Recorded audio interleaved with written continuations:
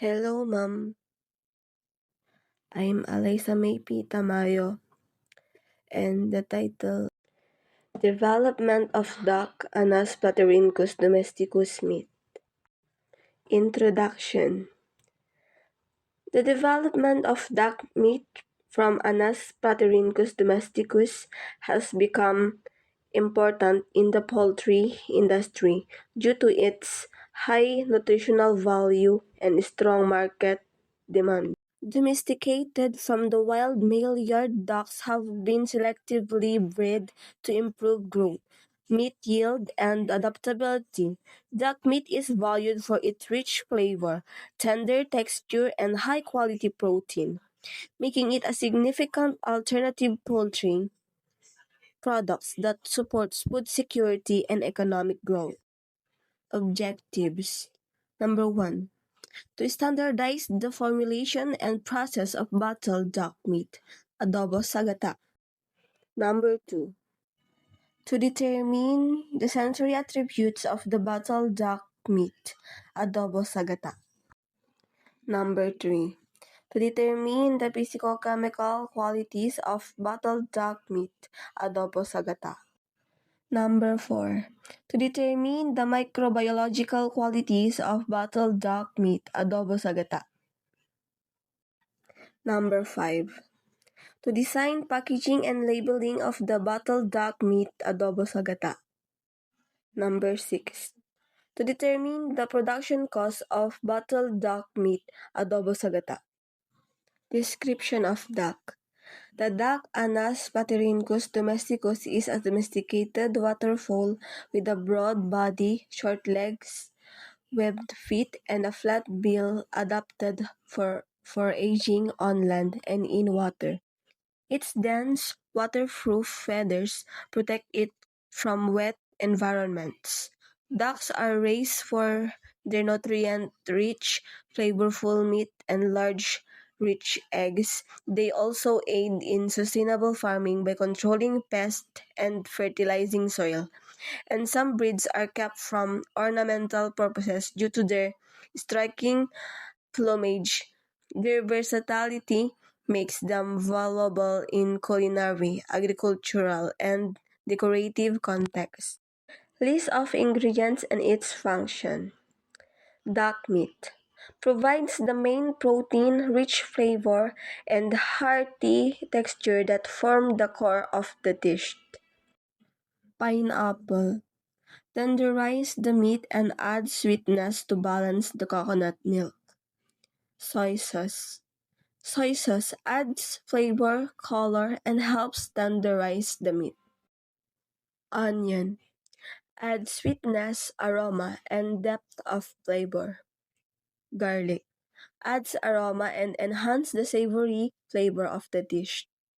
Salt enhances flavor and balances the richness of the coconut milk. Oyster sauce adds a rich umami flavor, deepens the color, and enhances the overall savory taste of the dish. Ginger adds aroma and reduces the duck's gamey taste. Vinegar adds a tangy flavor, helps tenderize the duck, and acts as a natural preservative by slowing microbial growth. Sugar enhances flavor, color, and texture while balancing sour and salty taste. Black pepper adds mild heat and a sharp, pungent flavor that enhances the dish overall taste. Bay leaves adds a subtle aromatic flavor and fragrance, enhancing the overall taste of the dish. Coconut milk adds creaminess, richness, and a slightly sweet flavor that balances the savory and salty ingredients. Lemongrass adds a fresh aroma, subtle citrus flavor, and enhances the dish's fragrance. Corn oil enhances flavor, blends coconut milk with the meat, and keeps the duck tender. Preparation for duck meat. Number 1. The duck was slaughtered and cut into quarters. Number 2. Wash the duck meat and rub with salt, then wash again. Number 3. Place the duck meat in a pressure cooker followed by the addition of water, ginger, and lemongrass, then cook for 40 minutes. 4. Allow to cool and shred the duck meat into small pieces. Number 5. Marinate the shredded duck in pineapple juice, soy sauce, oyster sauce, black pepper, and garlic overnight. Processing of adobong pato sa gata. Number 1. Prepare all the ingredients. Number 2. In a pot, heat corn oil and saute ginger, garlic, and onions until fragrant. Add in the shredded duck and stir fry for about 2 minutes. Number 3. Then pour the vinegar and again bring to boil and simmer until the meat is tender. Number 4.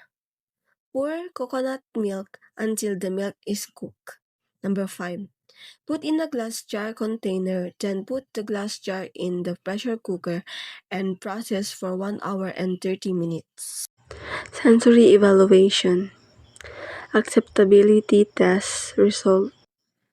So, in appearance, the male classic product treatment 3 had the highest rated appearance, 8.34A, significantly higher than the female classic product treatment 1, 7.54B. The female spicy treatment 2 and male spicy treatment 4 version were in between but not significantly different from each other. In aroma, all treatments received similar and high scores for aroma, ranging from 7.97A to 8.44A.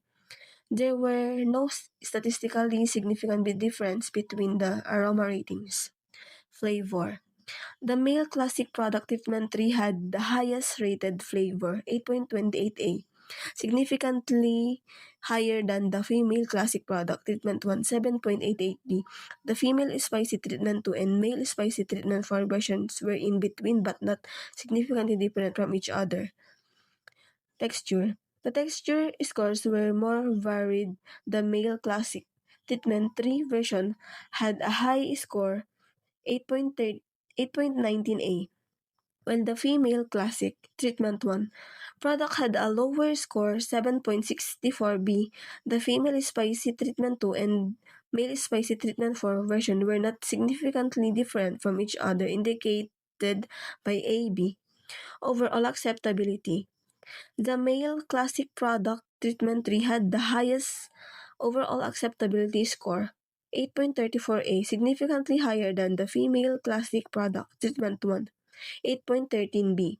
The female spicy treatment 2 and male spicy treatment 4 versions were not significantly different from each other, indicated by AB.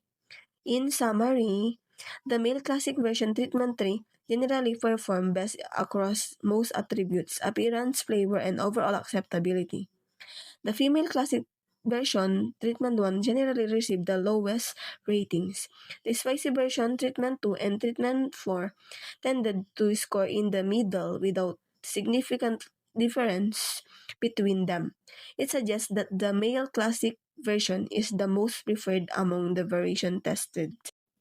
The table shows a preference test comparing a new developed product against a commercial product. The number 44A and 16B represent the number of panelists, consumer type, who preferred each product. Since the letter A and letter B are different, it indicates that the difference in preference is statistically significant. In this case, a significantly larger number of panelists, 44, preferred the new developed product compared to the commercial product, 16 panelists. This table presents the descriptive sensory attributes of a product. It lists various sensory characteristics and provides descriptions of their intensity. In color, described as medium brown. In coconut milk odor, described as slightly to moderate. Meaty odor, described as moderate. Sweetness, described as slight. Saltiness, described as slight. Coconut milk flavor described as slight to moderate. Meaty flavor described as moderate. Juiciness described as very juicy. Tenderness, toughness described as tender. In summary, the table provides a sensory profile of the product, outlining its key characteristics and their relative intensity. This information is valuable for product development, quality control, and understanding consumer perception. Since there is no officially published standard for adobong pato sa gata, both its physicochemical and microbiological properties must be evaluated using general food safety and quality principles. Physicochemical analysis such as moisture content, pH, crude protein, crude fat, crude ash, and carbohydrate content provide important information about the product's composition, consistency, and shelf life, even if there is no formal benchmark to compare against. Microbiological testing ensures the product is safe for consumption, particularly in detecting bacteria, yeast, molds, and other pathogens, and helps confirm commercial sterility for long-term storage. Physicochemical properties analysis was conducted in First Analytical Service and Technical Cooperative Fast Lab in Angeles, Pampanga. Physicochemical properties analysis is conducted to ensure a product quality, safety, and stability.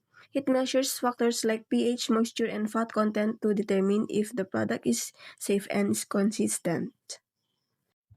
For physicochemical properties like pH, moisture content, crude protein, crude fat, carbohydrates, and crude ash in adobong pato sa gata, the standard practice is to use at least 3 independent samples or triplicates from the batch.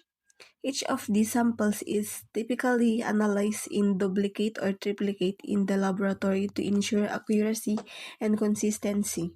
So for each parameter, you usually have 3 samples times 2 minus 3 laboratory replicates, which provides reliable and statistically valid results for research or quality assessment purposes. The physicochemical properties of adobong pato sa gata can be measured using a standard laboratory method to determine its composition per 100 gram of product. The pH is measured by homogenizing a portion of the sample with distilled water and using a calibrated digital pH meter to assess acidity, which affects flavor and microbial stability. Moisture content is determined by drying the sample in a hot air oven at 105 degrees Celsius until a constant weight is achieved, indicating water content and shelf life. Crude protein is measured using Kjeldahl method, which uses quantity nitrogen and converts it to protein, while crude fat is extracted via sucklet extraction to assess lipid content. Crude ash is determined by incinerating the sample in a muffle furnace at 550 degrees Celsius to measure total mineral content. Carbohydrates are calculated by difference, subtracting and sum of moisture, protein, fat, and ash from the total, providing an estimate of available carbohydrates in the product. This method together give a complete profile of the product's nutritional and compositional characteristics. Microbiological analysis was conducted in First Analytical Services and Technical Cooperative Fast Lab in Angeles, Pampanga. Microbiological analysis is done to ensure the product is safe to eat and free from harmful microbes. It checks for pathogens, assesses shelf life, and ensures compliance with food safety standards. Commercial microbiological testing of commercial sterility in adobong pato sa gata. The standard practice is to use at least 3 sealed product units randomly taken from the process batch. Each unit is tested individually by incubating under conditions suitable for mesophilic and thermophilic microorganisms to check for any microbial growth. Observations include signs like turbidity, swelling, or leakage, which indicates contamination. Using multiple samples ensures the results are reliable, and in some industry standard or research protocols, 5 to 10 units may be tested per batch for stronger validation. A product showing no growth is considered commercially sterile. The commercial sterility of adobong pato sa gata is tested to ensure the product is free from microorganisms that can grow during storage. The test involves aseptically preparing a sample and either plating it directly or homogenizing it in sterile diluent before inoculating appropriate growth media for thermophilic and mesophilic bacteria, as well as yeast and molds. The samples are then incubated thermophiles at 55 to 60 degrees Celsius and mesophiles at 30 to 37 degrees Celsius for 7 to 10 days. After incubation, the presence of microbial growth, such as colonies, turbidity, or sediment, is checked. A product is considered commercially sterile if no microbial growth is detected, indicating it is safe for storage and consumption. Packaging and labeling. So, glass jars were likely chosen for our packaging due to their superior preservation qualities, ensuring the food product remained fresh by preventing air and moisture from entering. Their inert nature guarantees food safety as there is no risk of chemical leaching. Glass also enhances visual appeal, allowing consumers to assess the product quality and color.